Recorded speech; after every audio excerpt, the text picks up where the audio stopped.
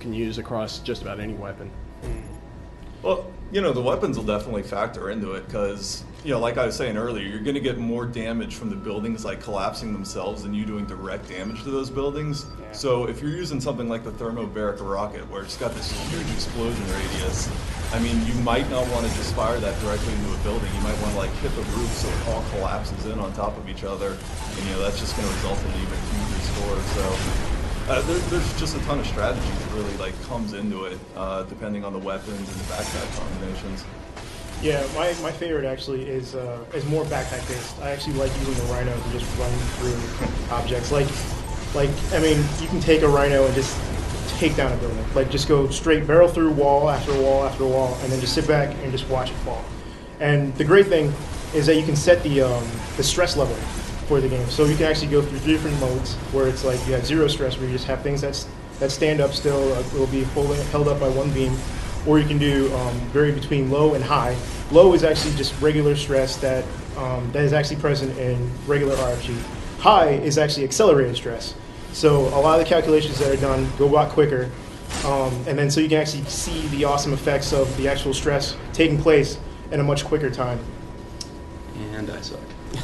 Maybe we can use that as an opportunity to talk a little smack, because if you set it to no collision, it's like playing one of those other games that you might be used to. Okay, let's go to a new mode right now. Let's set it to a minute. Give yourself maybe some thermobaric rockets, since we've been talking about that so much. We get into complex for that. Here, let's also talk about how you can change your different weapons and the veto system once you get in as well. Just do random. Oh yeah, do random. So go ahead, guys. Talk. Both. Yeah. So you can set the weapon and backpack to both random, like we're doing now. And what happens then is when we start it up, it'll actually pick a random weapon, and then we can, if we decide, we don't feel like doing that weapon, we can actually veto, and that happens with backpacks as well. We can, as a group, veto it and basically pick the next random weapon, or we can pick the next weapon if we have a specific one that we want to do. So setting them both to random is a lot of flexibility and stuff with that.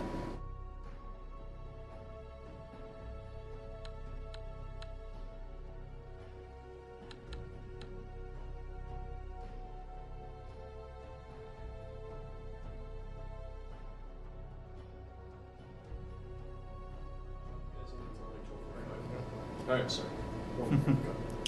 Yeah, so this is complex. This isn't as not as cluttered as a pipeline was. So there's a little bit more space to work with, a lot more big buildings. Okay, so we got randomly we got thrust and grinder. So let's. Choice nice. Choice nano rifle. Let's go with that.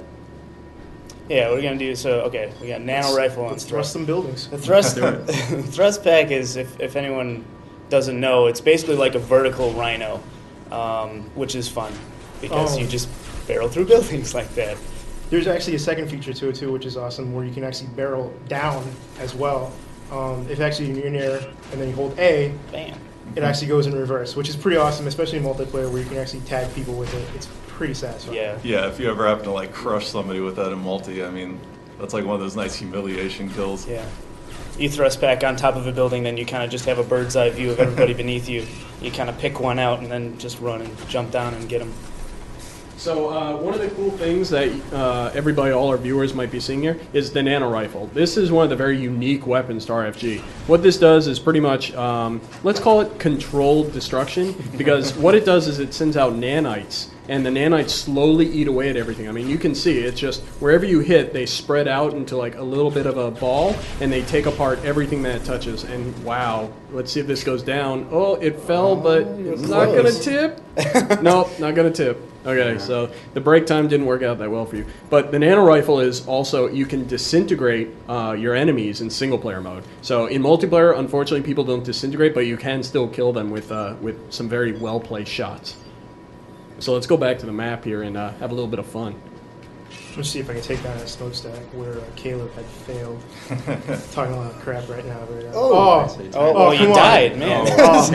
Dan Mason died. That's a big surprise. Man, it was spoilers. Right when you they already saw that cutscene. Yeah, they did. At least he wasn't killed by his brother this time. That's true. Yeah. WTF, Nate. Yeah. WTF. All right.